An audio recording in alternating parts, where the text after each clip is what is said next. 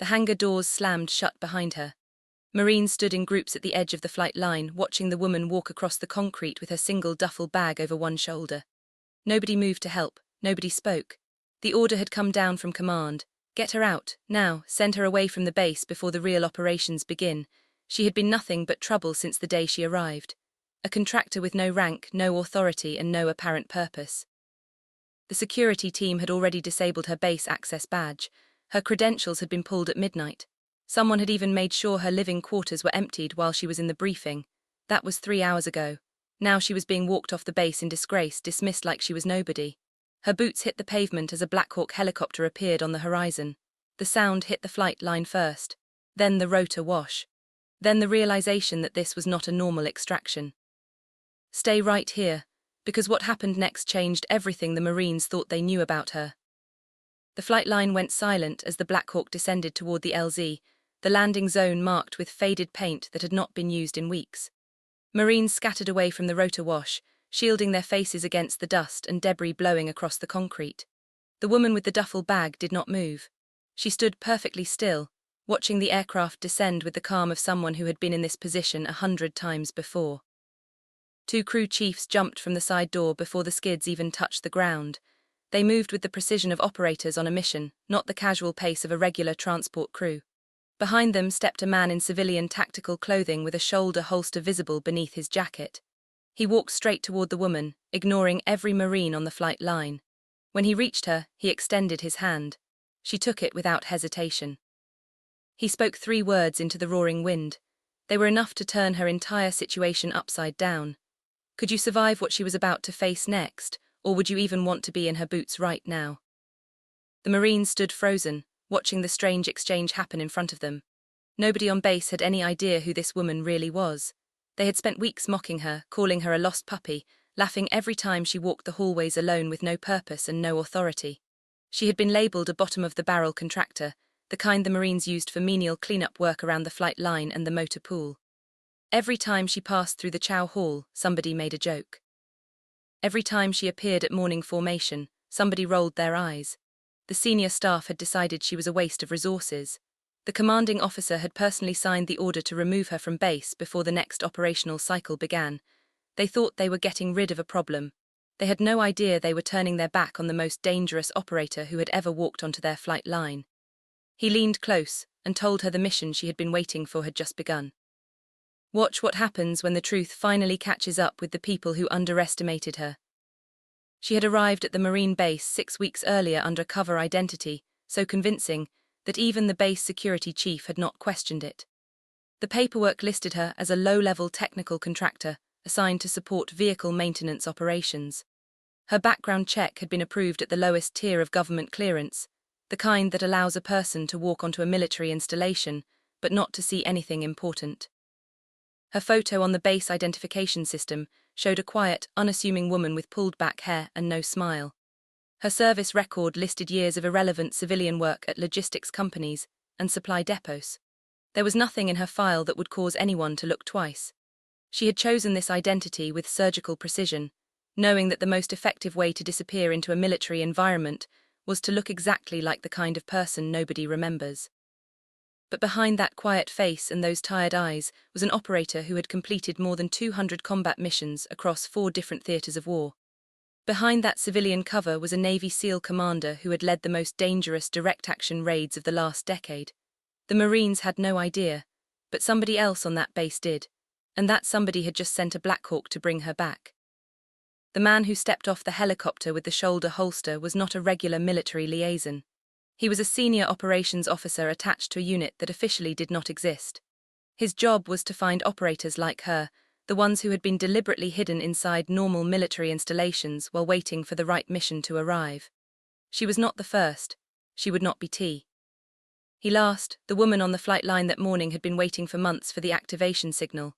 That signal had come through 3 hours before the commanding officer ordered her off the base. The timing was not a coincidence. It was not bad luck. It was not some random scheduling mistake. The mission she had been placed on the base to monitor had suddenly moved into its final phase. A high-value threat was moving toward the base. A response team was needed. And she was the only operator close enough to intercept. The Blackhawk was not a rescue. It was not a peace offering. It was not an apology. It was an extraction of the one person on this base who could stop what was about to happen. What the Marines had not yet realized was that they had just kicked the only thing standing between them and disaster off their base. Back inside the base operations center, the senior watch officer noticed the unknown Blackhawk landing on his flight line and immediately grabbed his radio. He demanded to know who had authorized the aircraft and who the civilian climbing out of it was. Nobody could answer. The flight manifest for the helicopter showed a call sign that was not on any of the base operational schedules. The pilots refused to respond to standard Marine Corps traffic control frequencies. The crew chiefs moved with the confidence of operators who had already cleared the area and were not interested in answering questions. The watch officer tried to reach the commanding officer, but the commanding officer was in a secure meeting that could not be interrupted. By the time anyone with real authority got involved, the woman had already climbed aboard the Blackhawk, and the rotor blades were spinning up for takeoff. The Marines standing on the flight line watched in disbelief as the aircraft lifted off the ground and turned south, away from the base. They thought they had seen the last of her. They had no idea she was about to return, and when she did, everything on that base would change forever. The Blackhawk flew low across the tree line at the southern edge of the base property, staying just below radar detection, and below the visual horizon of the Marines still standing on the flight line. Inside the aircraft, the senior operations officer briefed her in rapid-fire detail. A hostile conv had been tracked moving through a valley 40 miles south of the base, carrying equipment that could disable the base communication systems and blind the Marines to any incoming threats. The convoy was being escorted by armed operatives whose training and equipment indicated a level of coordination that the Marine base was not equipped to handle. Local Marine forces would take hours to deploy. Air support would take even longer. The only option was direct action by a small team that could hit the convoy before it reached striking distance. That team was her. She was not supposed to be activated until the operation was confirmed, but the operation had moved early. Her handlers had pulled her out of the Marine base not because she was a problem, but because the Marines did not have the clearance to know what was about to happen. They had made the right call, but the commanding officer who signed her removal order had no idea he had just endangered his own base by sending away the only operator who could save it. The Blackhawk set down in a clearing 2 miles from the convoy's expected route, hidden beneath a canopy of trees that blocked the aircraft from any ground-level observation. She jumped out first, followed by the operations officer and 2 additional operators who had been waiting in concealment since before dawn. None of them wore Marine Corps uniforms. None of them carried visible rank. They were dressed in tactical clothing suited for the terrain, with weapons configured for short-range precision engagement rather than standard Marine firepower. She checked her equipment with the calm efficiency of someone who had done this 1,000 times before. Her rifle was the same model she had used on her first overseas mission, a weapon that had become an extension of her hands over hundreds of hours of trigger time. Her sidearm was already chambered. Her communications gear linked her directly to a satellite relay that no Marine on that base had access to. She was ready in under 2 minutes. The operations officer gave her a final look, then asked the question he had been instructed to ask only when the mission was fully active. She answered with one word. The operation began.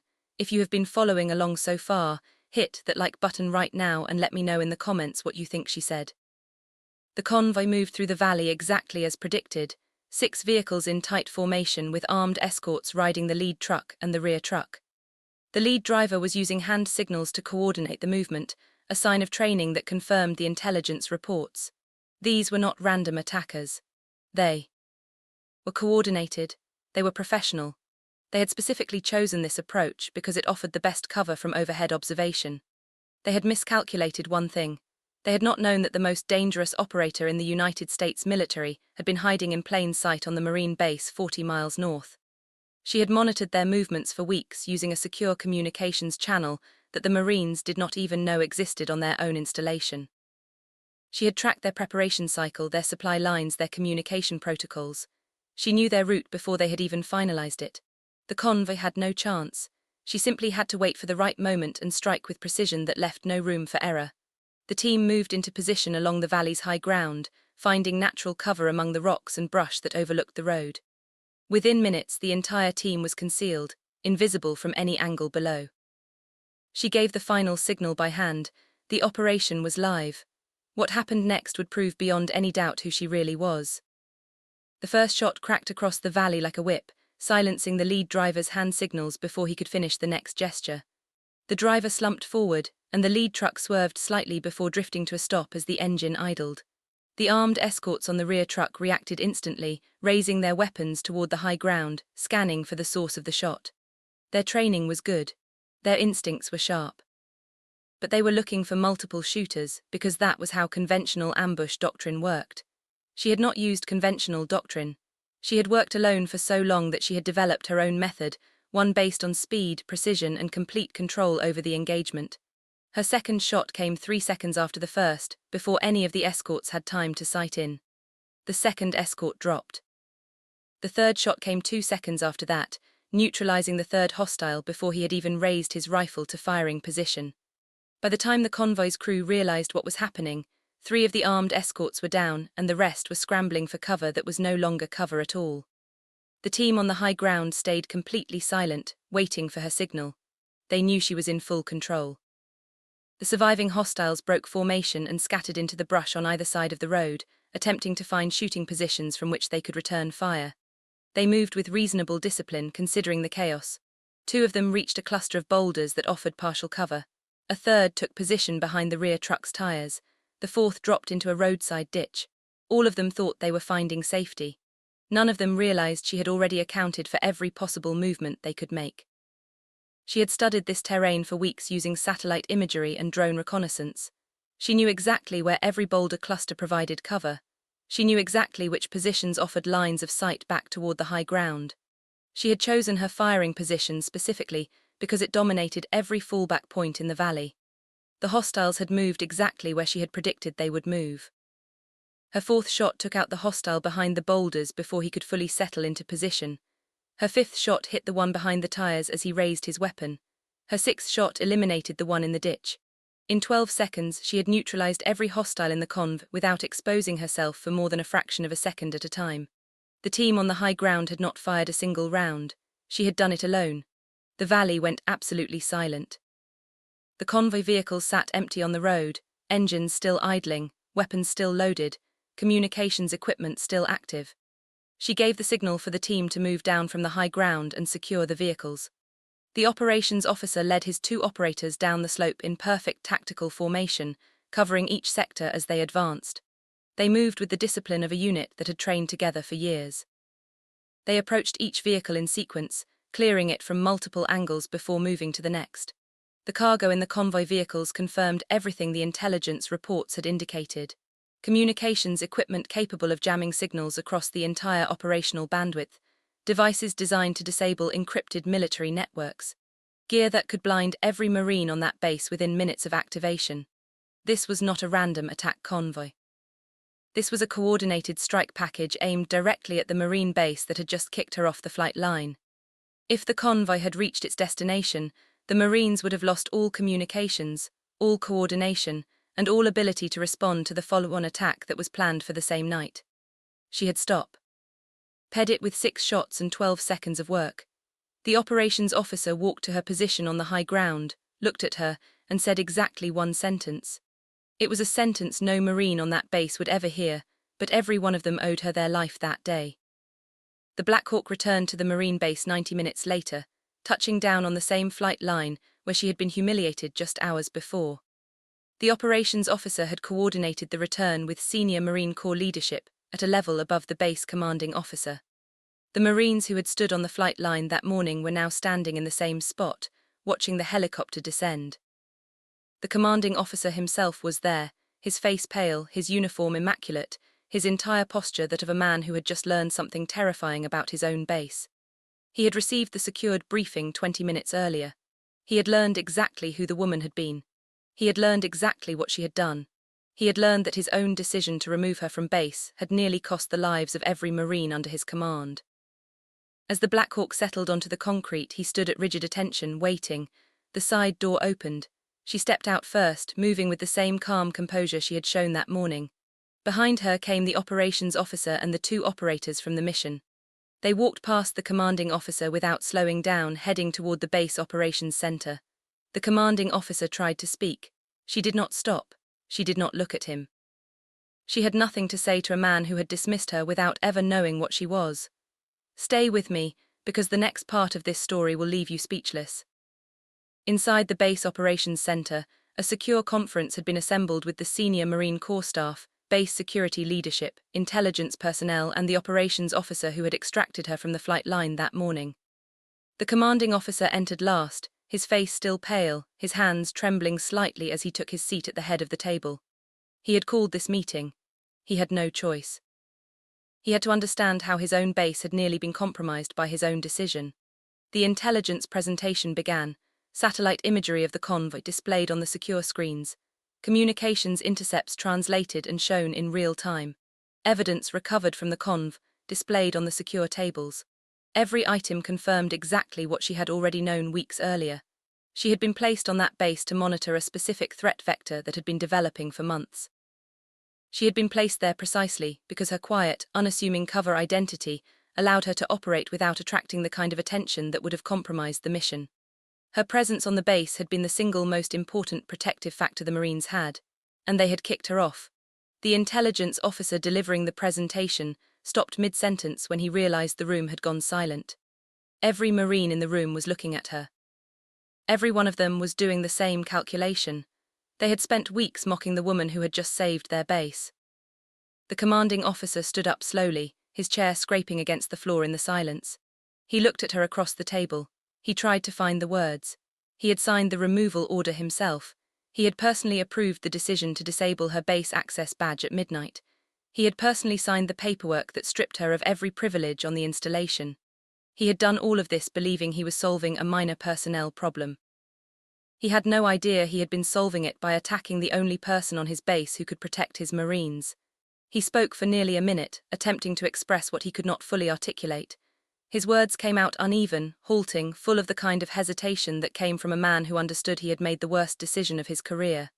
She listened without expression. She did not interrupt. She did not reassure him. She did not absolve him. When he finished, she spoke for the first time in the briefing.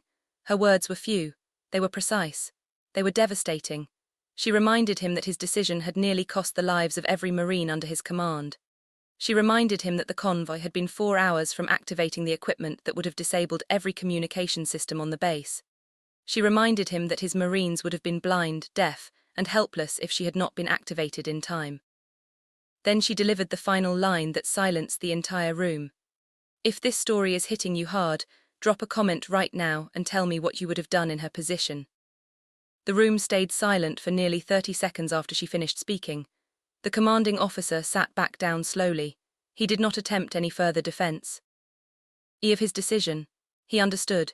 Every Marine in the room understood. They had been protected by a quiet, unassuming contractor they had spent weeks dismissing as irrelevant.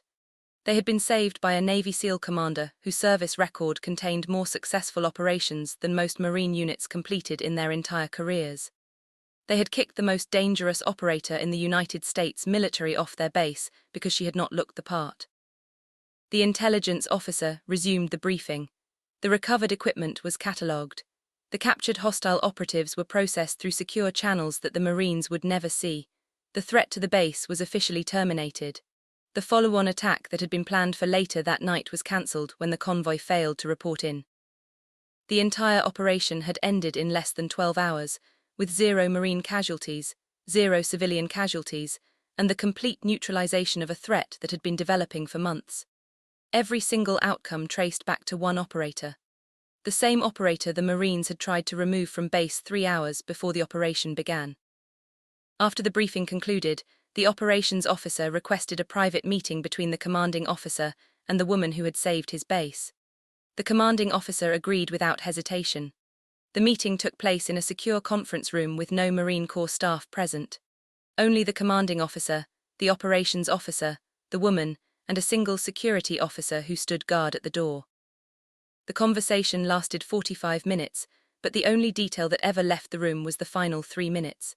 The commanding officer asked her directly why she had not revealed her identity when she was first harassed by the Marines on base. She answered that revealing her identity would have compromised the mission. The commanding officer asked her how she had endured the mockery and dismissals without responding. She answered that the mission came first. The commanding officer asked her what she wanted from him now that the mission was complete. Her answer was the most powerful moment of the entire story. She told him she wanted nothing. She had not done it for recognition. She had not done it for reward. She had done it because that was what she had trained to do, and because the Marines under his command did not deserve to pay the price for his mistake. The commanding officer sat in silence for the rest of the meeting. He had no response that could match what she had just said. This is the moment. Hit subscribe right now if you want to hear more stories like this one. The next morning, the Marine base held an unscheduled formation on the main parade deck. Every Marine on the installation was present, every support contractor, every civilian worker. The commanding officer stood at the podium for the first 10 minutes, delivering remarks that the base had never heard before. He admitted directly that the base had been operating with a critical vulnerability that had been addressed by an operator they had not recognized. He admitted that his own decision had nearly cost the lives of every Marine present. He admitted that the quiet contractor the base had dismissed for weeks had been the most important protective factor the installation had. He then turned the podium over to her. She walked to the front of the formation with the same calm composure she had shown since the day she arrived on base. The Marines stood at rigid attention, watching her with a mixture of respect, shame, and disbelief. She spoke for less than 3 minutes. She did not lecture. She did not scold. She did not demand recognition. She simply thanked the Marines for their service and reminded them that operational security sometimes requires sacrifices that look like disrespect. She told them that the next time they encountered a quiet contractor who did not fit their expectations, they should remember that quiet people often carry the heaviest burdens. Then she walked off the parade deck and returned to the secure transport that was waiting to take her to her next assignment. The Marines stood at attention until the transport disappeared from view. None of them spoke. Every one of them understood exactly what had just happened. By the end of that week, the story had spread through military channels at every level, told in mess halls and briefing rooms from the Marine base all the way to the highest offices in the Department of Defense. The commanding officer received a formal reprimand that ended any hope of future promotion. The senior staff members who had mocked her most aggressively were quietly reassigned to posts far from operational decision-making. The security team who had disabled her base access badge at midnight were required to undergo additional training in threat recognition and the importance of operational security. The base revised its entire contractor screening protocol to include a new awareness layer that had never existed before. Every Marine on that installation walked away with one shared understanding they had never had before. The quiet contractor who walks your hallways without drawing attention might be the most important person on the entire base. They had learned that lesson the hard way. She had taught it to them in the most dramatic fashion the base had ever witnessed. The convoy threat that had been developing for months was tied to a larger network that extended across multiple regions and multiple operational theaters. The intelligence gathered from the captured operatives and the recovered equipment led directly to the disruption of 3 additional planned attacks on other military installations over the following 6 months. Every one of those disruptions traced back to the same operator who had been hidden in plain sight on the Marine base. Every one of those saved lives traced back to her decision to endure weeks of mockery without breaking cover. Every one of those missions succeeded because she had demonstrated on that first morning that her patience, her discipline, and her composure were stronger than any harassment the Marines had subjected her to. The Marine base became a training case study used in operational security courses across multiple branches of the military. New operators learned her story as a textbook example of how to survive undercover assignment under hostile social conditions while still completing the mission. The commanding officer's name would never be remembered. Hers would be remembered for decades. Drop a comment below if you want me to tell more stories about operators like her who carried the heaviest burdens in silence.